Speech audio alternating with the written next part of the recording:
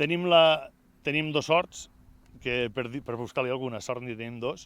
Una és la proximitat del riu, de fet l'incendi ha arribat fins a la vora l'aigua mateix, i l'altra sort que tenim és que el vent que està fent està cremant és garbinada o garbí i està cremant a contravent.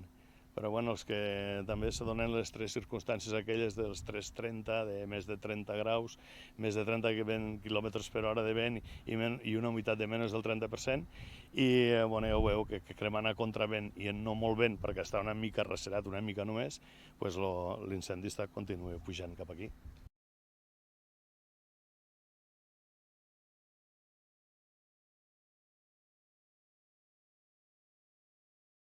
No, estem cremant el que va quedar l'altra vegada. O sigui, l'altra vegada venia de l'oest i ara esta vegada està cremant des del nord cap al sud, però començant per a un lloc on no s'havia cremat. Estem en una zona pein i, bueno, sempre es tenen els incendis, però més aquí en aquesta zona que tenia un valor paisatgístic molt important.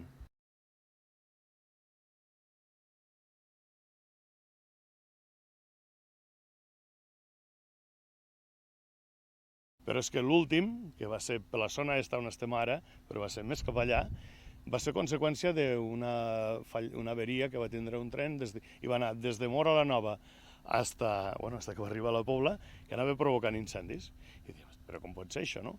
I bueno, era culpa que se li havia quedat travat un freno, crec que anava per aquí. Allò feia totes unes espurnes i per allí on passava hi havia incendi.